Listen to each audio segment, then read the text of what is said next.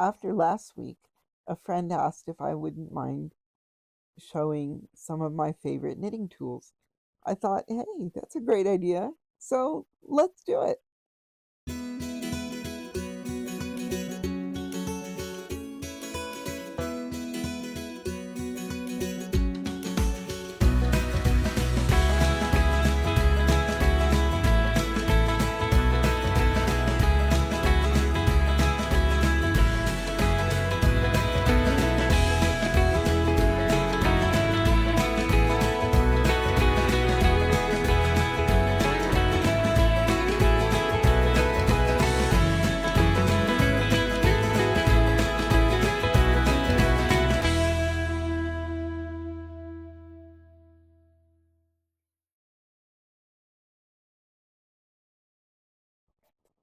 Last week, I showed this video of my ball winder and Swift in action.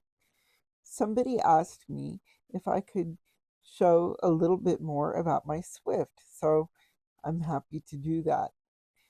This is the Hurricane Swift by Yarn Tech, and I picked it up kind of by accident a few years ago at Maryland Sheep and Wool. I think it was the first time Yarn Tech was vending at the festival, and I was immediately impressed by the Swift and how it worked to um, make it easy to use different size skeins. It's called a Hurricane Swift because when you open it up, you can see that the arms of the Swift kind of look like the symbol for a hurricane on a weather map. And by stretching the arms apart or putting them together, it allows you to put on an infinite number of sizes for different skeins. I like to wind mini skeins, and this Swift is perfect for that, but also it handles some really big ones too. So it's absolutely great. Plus, it's just super easy to use. And it's probably my favorite Swift of all the ones I've owned so far. My ball winder is the electric jumbo ball winder, I think, by the Fiber Artist Supply Company. This was a bit of a luxury item, but a couple of years ago, I asked for several family members to go together and make the purchase for a Christmas gift, and they all did that. So it made it possible for me to have this wonderful piece of equipment. Um, I love my ball winder and Swift combination, but I'm going to tell you a secret. My favorite ball winder and Swift are someone else's. Almost anyone else's but mine. I really hate winding yarn.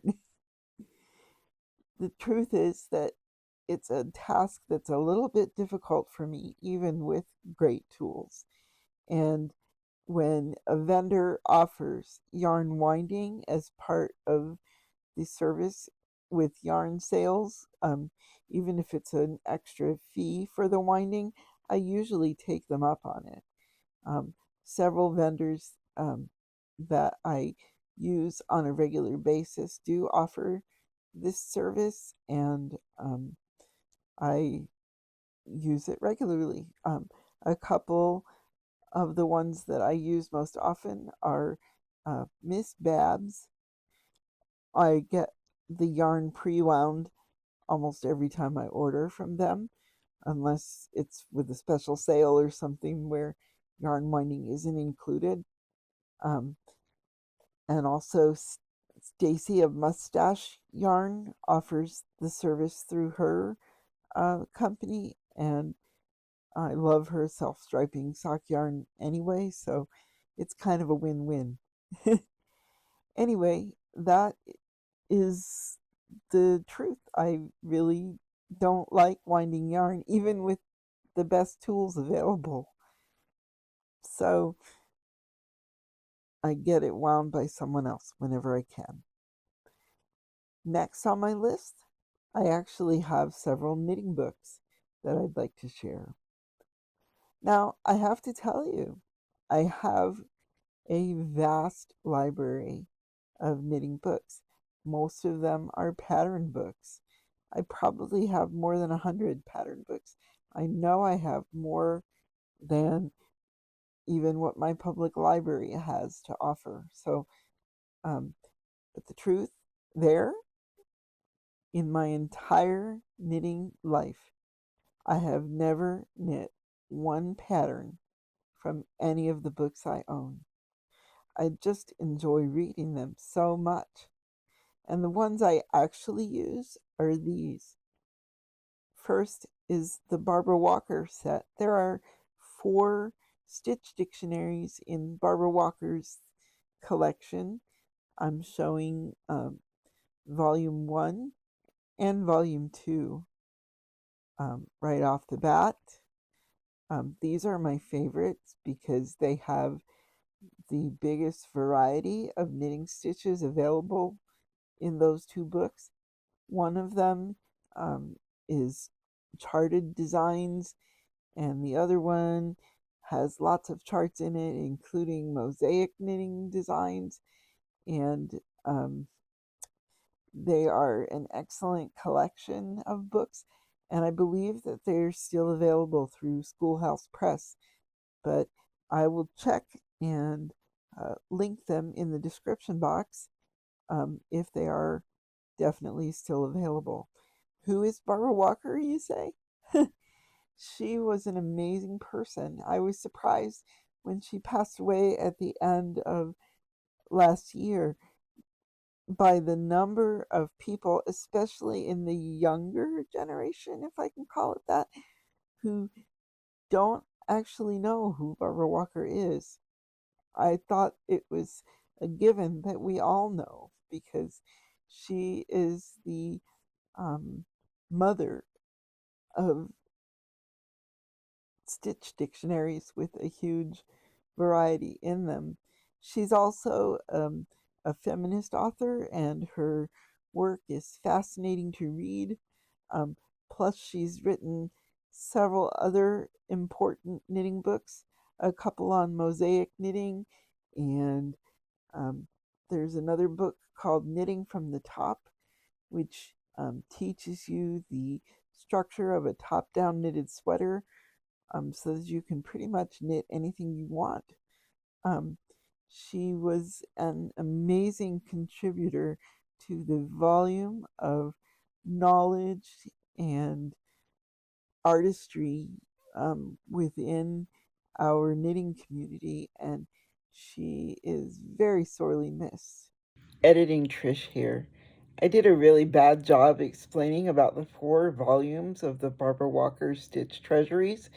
It's volumes 3 and 4, which are uh, green and yellow on the cover, which are the ones that have the charted designs in them.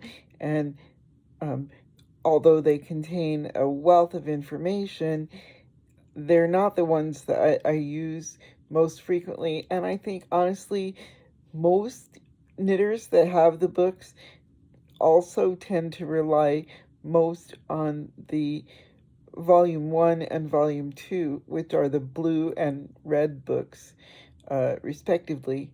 And I did check, and they are still available from Schoolhouse Press, so I will link to them in the description box. Thanks. The other book I'm going to recommend is Principles of Knitting. Now, this book is encyclopedic in its size. It's pretty huge, and I have to admit, I've never read it all the way through, but if there is ever a question that I want answered, I look in the index in the Principles of Knitting, and I can usually find at least the author's opinion on whatever the subject matter is. Now, um, there are 2 versions of Principles of Knitting. The original version was published quite some time ago, and um, it's hard to find nowadays. But luckily, there was an updated version that came out a few years ago.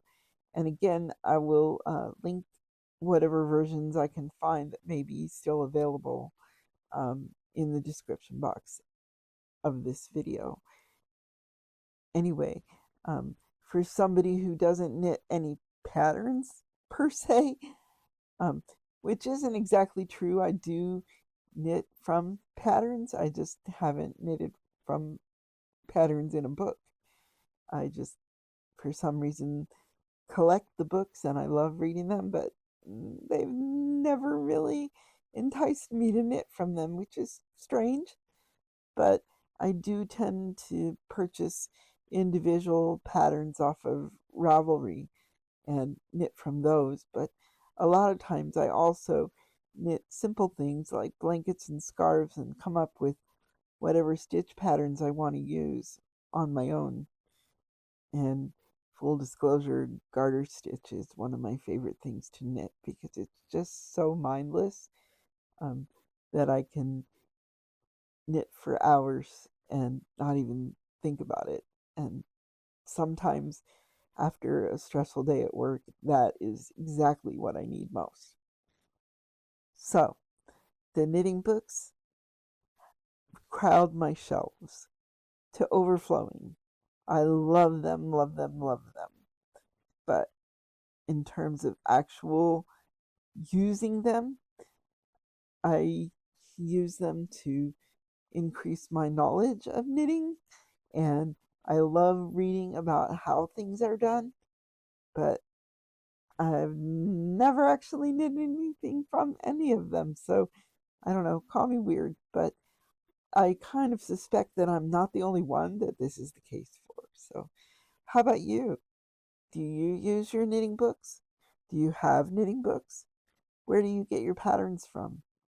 Let's talk about it.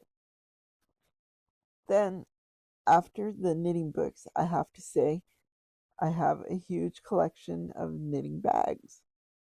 My favorite bag at the moment is the Essential Tote by Micah Bags, and this is what it looks like. My favorite pattern is these abstract purple flowers. It's called Nolita, and the pattern comes in several different types of bag. I also have the Project Tote, which is excellent, and a pouch that I use for carrying notions. And just this week, I got a little keychain sized cube in the Nolita fabric.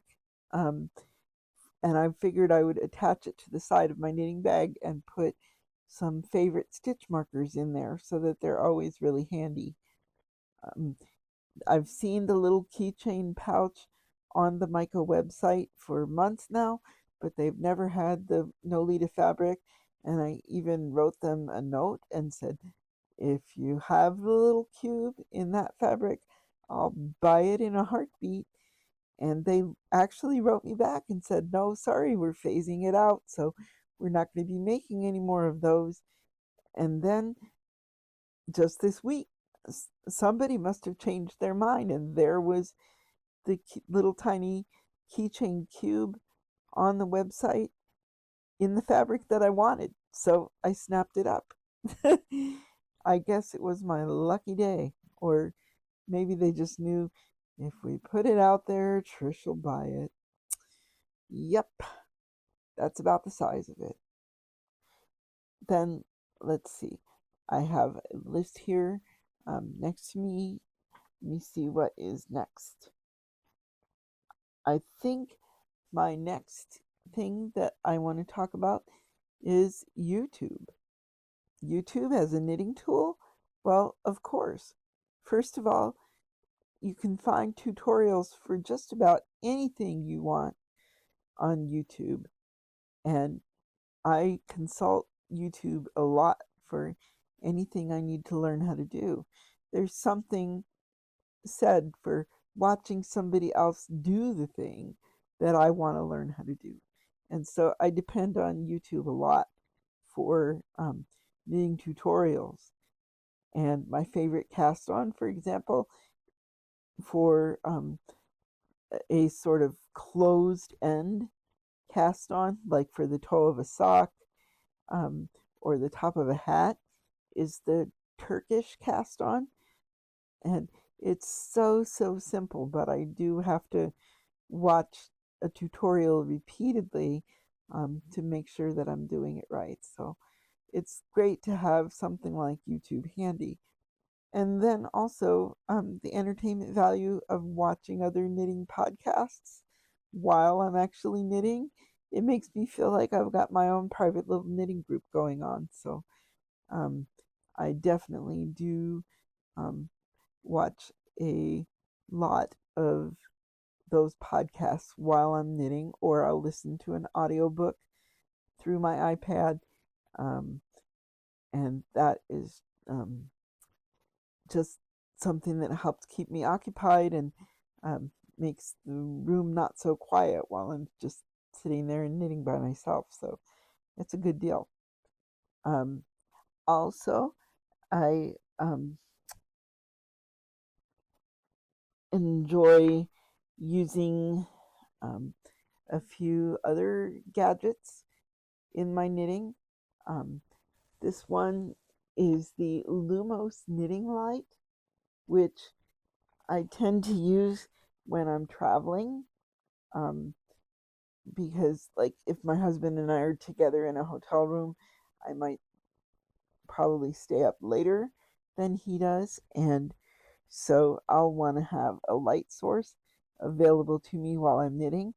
And this thing is pretty amazing. It comes in 3 light temperatures, and um, the light adjusts up and down in terms of the level, and it's super bright, and the battery lasts forever. I just pulled this one out of my knitting bag after being in there for 3 or 4 months without being charged, and it still lit right up, and I was really pleasantly surprised. Anyway, um, I also really enjoy that they started making the knitting light in purple, because we all know how I feel about that, right? Anyway, so that is also a favorite thing. Another favorite thing that I like to use is a product that unfortunately is no longer available, but I have a hack for it. Um, this chain of circles is called Knit Links, and they are no longer in production, but this is a 12-piece row of knitting circles, and it comes in 3 sections, so you can set it up with 6 links, or 10 links, or 12 links, or you can put the um, 6 and the 2 together to make 8. So there's all kinds of number combinations you can do to make a repeat, and every time you go past this on your knitting needle, you just scoop up the next ring in the line, and it helps you keep track of your repeats that you're doing, and that's an absolutely great thing. Now, like I said, this is no longer being made, but I made sure I snapped up a bunch of these when the company was going out of business. But let me tell you, a hack that I've also done is I've built the same kind of link system using those light bulb stitch markers. I have so many of them in so many different colors that I can do the same sort of thing by linking together um, the bulb stitch markers in various colors. I got so used to using the knit links in this color order that I have made a chain of bulb stitch markers in the same color order, so that it mimics these knit links, and that also works really well. So if you have plenty of those bulb markers in lots of different colors, make a chain of them and use as many different colors as you have for the number of links, and just count away down your repeats, and it really works amazingly well. The other thing I really love is progress keepers with a lever back clasp on them. Let me see if I can show you what I mean. I'm kind of grasping it, so it's hard to see. But instead of being a lobster claw, it's a lever back like an earring, and it's so much easier for me to manipulate. Um, I have dexterity limitations because of my disability, and um, I cannot operate a lobster claw, so I, generally speaking, will not buy them unless I buy them by mistake. And this particular one is a Christmassy themed one that I got from a company called Adore Knit. And the reason why I started shopping with Adore Knit was that they offered the option of either a lobster claw or a lever back for their progress keepers. And I had asked a couple of times for the lever back design, and then I sent a note to Steph, the owner, and asked her if there was anything we could do so that I could always have a lever back when available. And so she put a note in my customer file that that's what I need.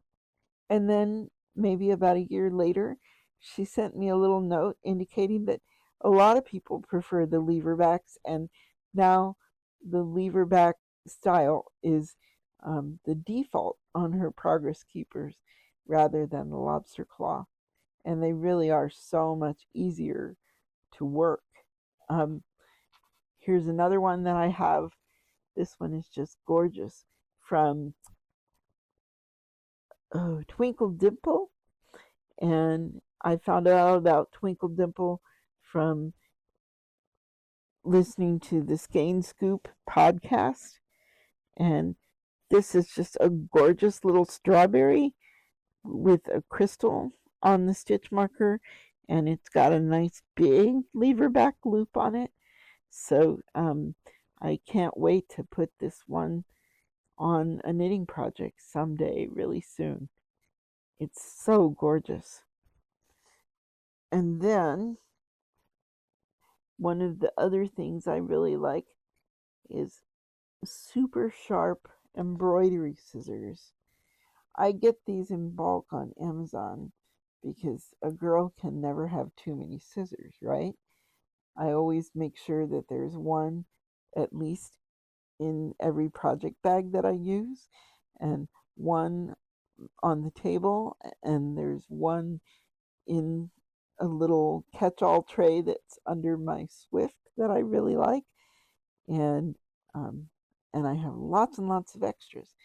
These are tiny little scissors, but they're super sharp, and the tiny little scissors are generally allowed on U.S. airplanes. Of course, um, whether or not they get confiscated is somewhat at the discretion of the TSA agent. But the good thing about these is they're super sharp and very useful, but also relatively inexpensive. So it's not a huge problem if for some reason they get confiscated. So um, I always make sure to have plenty of these on hand, or sometimes I'll use little tiny snips, um, and that will be sufficient for uh, cutting my yarn. I don't particularly like the razor blade type because that involves having a little bit more dexterity to use those. And I'm always afraid that somehow I'm going to cut myself with the razor blade while trying to use it, even though the razor blade is usually tucked inside something.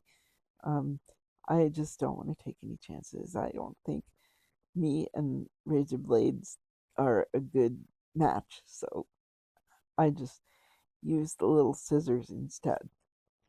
Um, so the other thing I like to use is a yarn bowl. I don't have a particular favorite. I'm using one with my main knitting project right now that is made with a 3D printer, but I have wooden ones and fabric ones and lots of yarn bowls because I don't like my yarn to go rolling away from me, because if it does that, it means my knitting is over until I can have help to climb around and get the yarn ball off the floor. And my husband, who um, isn't getting any younger, isn't getting any younger, just like me, um, doesn't really enjoy crawling around on the floor chasing my yarn. So a yarn bowl is pretty critical for making sure that um, nothing gets away from me or out of my reach, especially since I like to pull my yarn from the outside of the ball, because I really get annoyed when you pull from the inside and pull from the inside, and then finally you're down to like the last third or quarter of your skein and the whole thing collapses on itself and you just have a great big wad of yarn barf. It only took me about 20 years to come to the realization that if I just pull from the outside, the cake itself um, just gets smaller and smaller, but it pretty much retains its structure. So um, that is extremely helpful. I also, let's see, depend on table surfaces to help support my knitting while I'm working on it. I tend to sit in my kitchen a lot at the kitchen table with my iPad and sit there and knit. Um, and the project is resting on the table rather than on my person, and it puts a lot less stress on my body and it allows me to knit for a longer period of time. So that's a really good thing. Um, so really, that's pretty much my list of favorite things.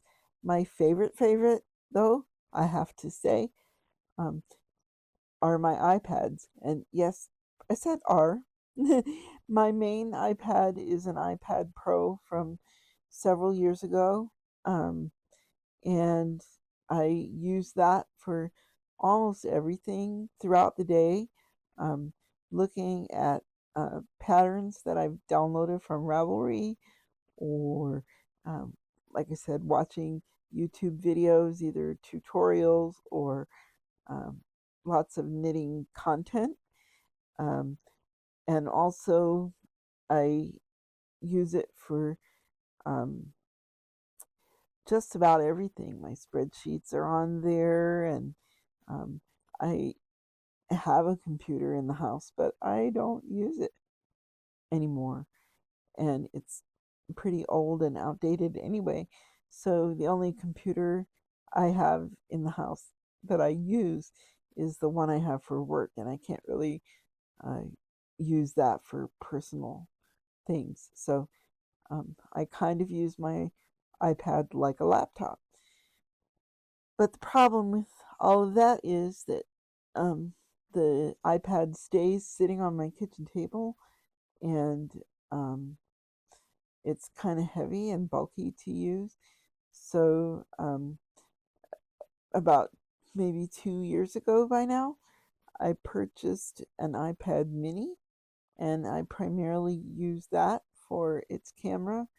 It fits right in my wheelchair saddlebag, and I take it with me whenever I leave the house so that I have a digital device with which I can snap a quick picture, whether it's a snapshot of a family event or um, if somebody hands me a business card, I will photograph that and file them in a specific folder so I can find them easily. I mean, pretty much most aspects of my life are very digital rather than analog. Pieces of paper tend to get dropped and fly away on me. So if I um, have everything on my devices and in the cloud, I can um, keep them and access them fairly easily. So um, my iPad is probably, other than the needles and yarn themselves, um, which is the one thing I haven't talked about um, in this list of tools, because I think needles and yarn are kind of a given. Um, the um, iPads are the thing that make my uh, knitting kind of tick. And I don't know that I would be as comfortable or as successful without the ability to have that device. So, anyway, that is my list of tools for knitting, and I would love to hear what some of your favorites are. I'm sure there's plenty of things I haven't covered.